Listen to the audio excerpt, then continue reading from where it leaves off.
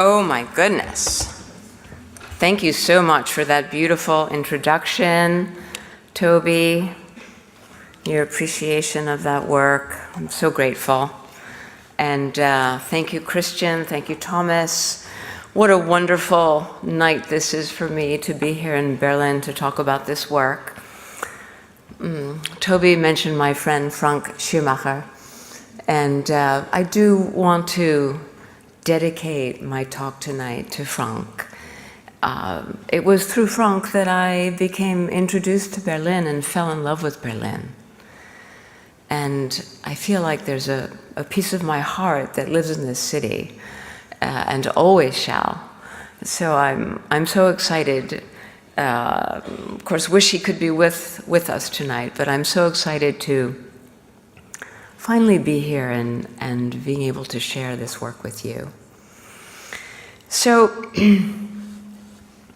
there are a few things that I want to do tonight. I want to talk about some of the ideas that are in the book, but also kind of move that forward, driving forward into implications, driving forward into a more careful thinking about remedies, the word I was using with Toby. What are some of the things that we can start contemplating as the way that we come together to move through and beyond this age of surveillance capitalism, which, as you know, if you've read the book, or at least maybe read the first page and the last page, on the last page I say, the age of surveillance capitalism, may it be a short one. And that, of course, is up to us. So, funnily enough, Toby brought up the New York Times, and I'm going to start with the New York Times. And this is a piece from the New York Times. You know what the Federal Trade Commission is? The Federal Trade Commission is that's the agency in the United States that now has most of the jurisdiction over commerce on the internet. So when we think about regulating the surveillance capitalists, we're talking about the Federal Trade Commission. So here's a New York Times reporter who's describing what he calls an unusually heated debate about privacy, individual rights, and law at the Federal Trade Commission. And he says, of course, industry was represented there, and civil society was represented there. And the industry executives were arguing, quote, they argued that they were capable of regulating themselves and that government intervention would be costly, and remember this word because we're going to come back to it later, counterproductive. All right, so that's the executives.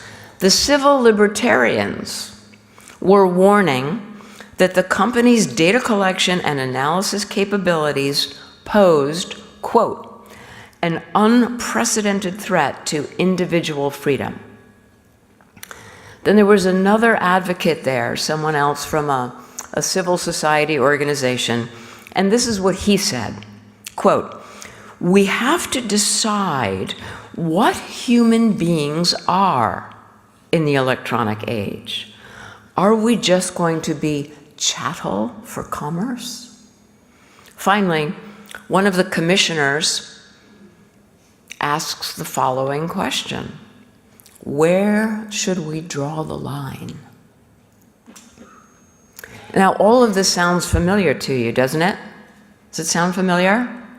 Familiar debate? Familiar points of view? What's so interesting about this article, it was published in 1997. So, I think we know the outcome of this story. Who won the argument? So the executives won the argument, and they got their way. They got everything they asked for. In the United States, more than in Germany and more than in Europe, but still, relatively speaking, a near absence of law for them to be able to do what they wanted to do. Surveillance capitalism is the fruit of this victory, of a battle that already those battle lines were drawn in 1997 at the dawn of the internet. So, what is surveillance capitalism? It rests on the discovery that private human experience was to be the last virgin wood available for extraction, production, commodification, and sales. People, that means us, we did become chattel for commerce. That's exactly what happened. And the results are shaking democracy to its core. They're transforming our daily lives. They're challenging the social contracts that we've inherited from the Enlightenment, and indeed threatening the very viability of human freedom, just as was predicted. Under siege though it may be, the only possible remedy for all of this is democracy. And that's why we're here tonight, of course. So I think about it this way a little bit. You know the story of Alice in Wonderland, yes? Everybody know the story of Alice in Wonderland? And you remember the white rabbit who had the clock and he was rushing and I'm late for a very important date, and he goes down the rabbit hole. Well, the way I think about it is 2 decades ago, we were all Alice and we encountered the white rabbit and he was rushing down his hole, and just like Alice, we rushed after him. We followed the white rabbit into Wonderland. What happened in Wonderland? In Wonderland,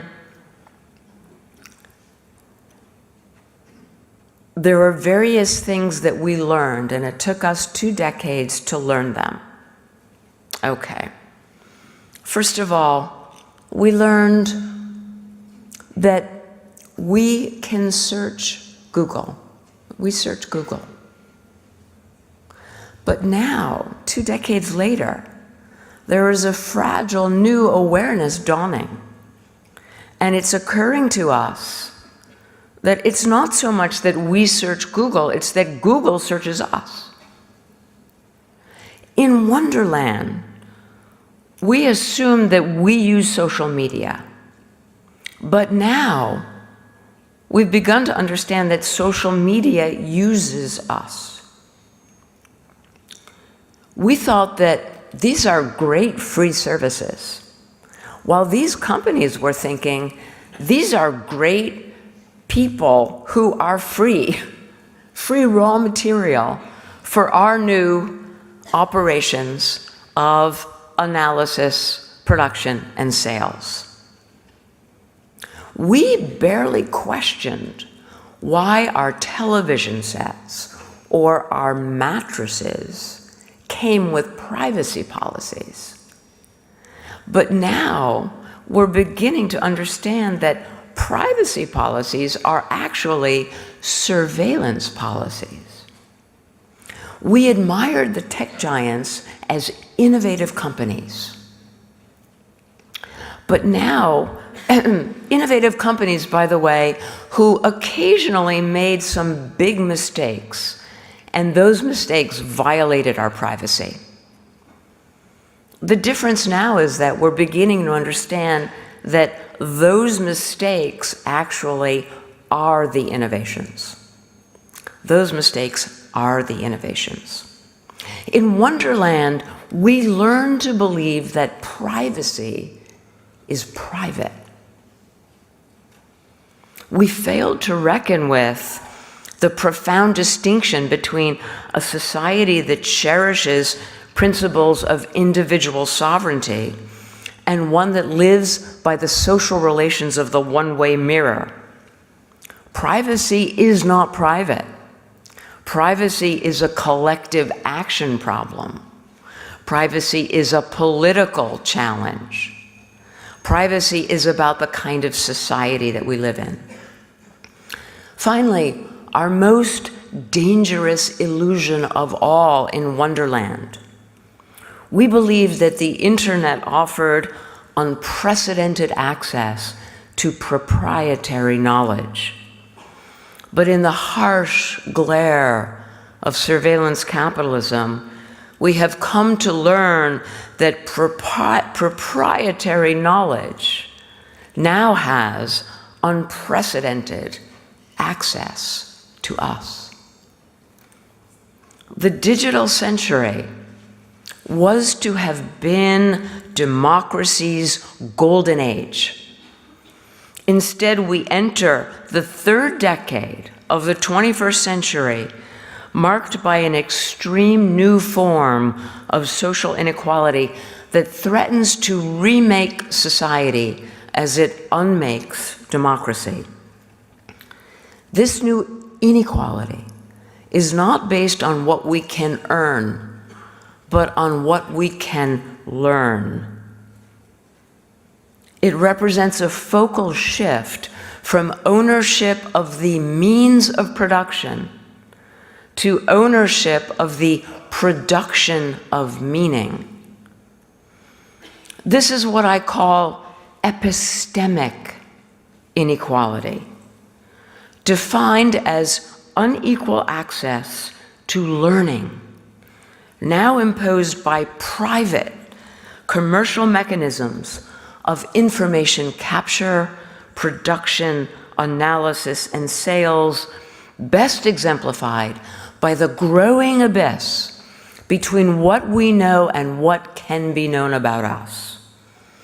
Unequal knowledge about us produces unequal power over us, and so the abyss widens further, marking the distance now between what we can do and what can be done to us. These growing asymmetries ensure that epistemic inequality will be a critical social contest of our time.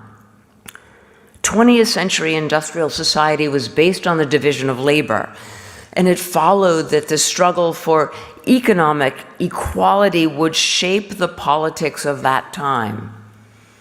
Our digital century shifts society's coordinates from a division of labor to a division of learning. And it follows that the struggle over access to knowledge and the power that is conferred by such knowledge will shape the politics of our time. These contests pivot on three essential questions about knowledge, authority, and power. And these frame the fight for epistemic rights and epistemic justice. Three questions. Who knows? Who decides who knows? Who decides who decides? The answers to these questions will determine the fate of equality after Wonderland.